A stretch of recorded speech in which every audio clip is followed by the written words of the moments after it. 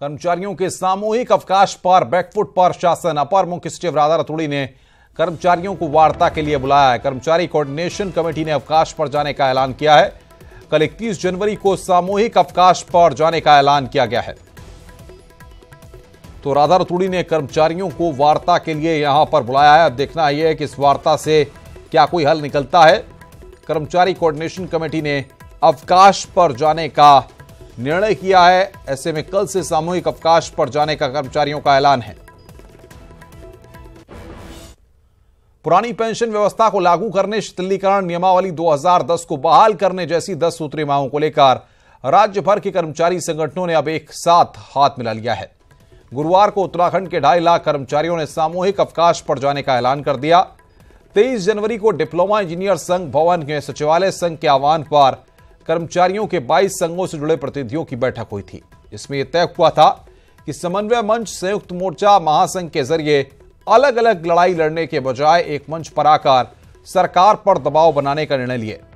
इसके लिए 4 प्रमुख बिंदुओं पर एक कॉमन मिनिमम प्रोग्राम बनाया गया। वहीं कर्मचारियों के ऐलान के बाद सरकार के भी तेवर सख्त हो गए हैं। सरकार ने कर्मचारियों को चेतावनी दी है कि जो भी कर्मचारी सामूहिक अवकाश में शामिल होंगे उनकी छुट्टी स्वीकार नहीं की जाएगी। सरकार ने सभी कर्मचारियों पर नो वर्क नो पे लागू कर दिया है, लेकिन कर्मचारी संघों ने भी सरकार को धमकी दी है कि किसी भी कीमत पर कर्मचारियों का यह आंदोलन रुकेगा नहीं। तो ये कर्मचारियों की मांगे हैं जो आपकी टेलीविजन स्क्रीन पर हम आपको दिखा रहे हैं ग्राफिक्स की मदद से। आवास भत्ता केंद्र के समान 8, 12, 16% हो। एश्योर्ड करियर प्रमोशन 10, 16, 26 वर्ष में दिया जाए। शिक्षकों को भी एसीपी के तहत 3 पदोन्नति मिले। पदोन्नति में शिथिलीकरण 2010 को यथावत रखा जाए। नई पेंशन योजना के स्थान पर कार्मिकों को पुरानी पेंशन का लाभ मिले। अटल आयुष्मान योजना में सरकारी अस्पतालों के रेफर करने की शर्त न हो। चतुर्थ श्रेणी और वाहन कर्मियों को 4200 ग्रेड वेतन का लाभ मिले। कर्मचारियों से संबंधित शासनादेश एक साथ समान रूप से लागू हो। स्वायत्तशासी निकालों में 2005 से पहले लागू पेंशन का लाभ निगम कर्मियों को मिले।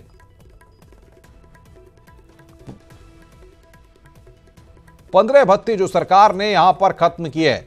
स्वैच्छिक परिवार कल्याण भत्ता, प्रतिनियुक्ति भत्ता, प्रशिक्षण भत्ता, जीपीएफ पासबुक, रखरखाव भत्ता, कैश भत्ता, द्विभाषी कंप्यूटर भत्ता, कोषागार उपकोषागार कर्मियों का आईपीएओ भत्ता, सचिवालय में तैनाती का भत्ता, स्नातकोत्तर भत्ता, संग्रह अमीनों का लेखन सामग्री भत्ता, पीडब्ल्यूडी नियोजन, डिजाइन, शोध, प्रशिक्षण, अन्वेषण का विशेष वेतन भत्ता, अपराध अनुसंधान एवं अभिसूचना विभाग का अनुमन्य विशेष प्रोत्साहन भत्ता, अवैध खनन निरोधक सतर्कता इकाई का अनुमन्य विशेष प्रोत्साहन भत्ता, स्पेशल टास्क फोर्स को अनुमन्य विशेष भत्ता, सतर्कता विभाग में तैनात कार्मिकों को अनुमन्य प्रोत्साहन भत्ता।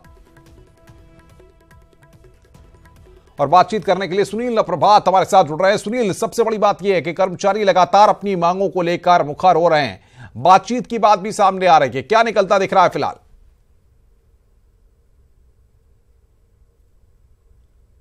अनुपम, सबसे पहले मैं आपको बताना चाहूंगा कि जो कोऑर्डिनेशन कमेटी है इसके अंदर प्रदेश के जितने भी कर्मचारियों के यूनियंस है, अधिकारियों की जो यूनियन है, वो इनके एक कोऑर्डिनेशन ये कमेटी बनाई गई है। करीब 6 सदस्य इसमें हैं और इस कमेटी के तहत प्रदेश के करीब 2.5 लाख से अधिक कर्मचारी इन यूनियनों से जुड़े हुए हैं। तो लिहाजा कोऑर्डिनेशन कमेटी का जो डिसीजन होगा वो पूरे प्रदेश के कार्मिकों पर लागू होगा। पहले तो ये बात है। दूसरी बात, अभी तक जो गतिरोध सामने आ रहा था वो लगातार कर्मचारी संघों का कहना था कि सरकार ने वार्ता का प्रयास नहीं किया। वो लंबे समय से अपनी मांगों को उठा रहे हैं और विभिन्न टेबल पर कई बार जब वार्ता हुई तो जो मिनट्स उसके बाद बाहर आए, वार्ता में होता कुछ था और जब मिनट्स बाहर आते थे तो उसमें फिलहाल बात यहां पर यह कि राधा रतूड़ी ने एक बार फिर कर्मचारियों को वार्ता के लिए बुलाया है। ऐसे में इस वार्ता से कुछ निकल करके सामने आ सकता है? क्या ये बैठक अभी भी चल रही है?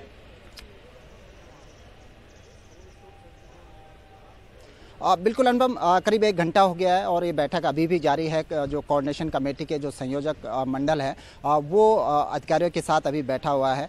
माना जा रहा है कि इस वार्ता के बीच में कुछ ना कुछ निकाल लिया जाएगा, क्योंकि सरकार भी पसोपेश में है। अगर 31 जनवरी को 2.5 लाख से अधिक कर्मचारी हड़ताल पर जाते तो ये बड़ी बात होगी। अब तक के उत्तराखंड के इतिहास में 18 सालों में ऐसा पहली बार हुआ जब सारे कर्मचारी एक मंच पर आकर एकजुट हुए हैं। इसको लेकर सरकार ने हालांकि जो कठोर कदम उठाए कि जिस तरह से बोला कि नो पे वर्क नो नो पे नो वर्क का सिद्धांत सरकार ने लागू कर दिया था। तमाम अधिकारियों को ये सख्त निर्देश दे दिए गए थे कि वो अपने कर्मचारियों को अवकाश न दें। बावजूद इसके कर्मचारी अपनी मांगों पर अडिग है। उनका कहना है कि वो ठीक है, वो अवकाश पर जाएंगे यदि सरकार ने उनकी मांग नहीं मानी तो। कर्मचारी यहाँ तक अपने निर्णय पर अडिग हैं कि अगर सरकार एक दिन का वेतन भी काटती है तो इसके लिए भी राजी हैं, और उनके खिलाफ कोई भी अगर एक्शन होता है, जिस तरह से सरकार ने कर्मचारी नियमावली का यहाँ पर उदाहरण दिया कि कर्मचारी नियमावली के अंतर्गत वो आंदोलन नहीं कर सकते, लेकिन कर्मचारी अपनी मांगों पर अडिग है। उनका कहना है कि यदि उनकी मांगों का हल नहीं निकाला जाता तो कल 31 जनवरी को पूरे प्रदेश के कर्मचारी सामूहिक अवकाश पर रहेंगे। नहीं, इधर यहाँ इस पूरे मसले पर सियासत भी देखने को मिल रही है। कांग्रेस पार्टी जो है वो कह रही है कि हम कर्मचारियों के साथ खड़े हैं, सरकार की तरफ से फ्रंट लीड में कोई रिएक्शन अब तक सामने नहीं आ पा रहा है। ऐसा क्यों हो रहा है?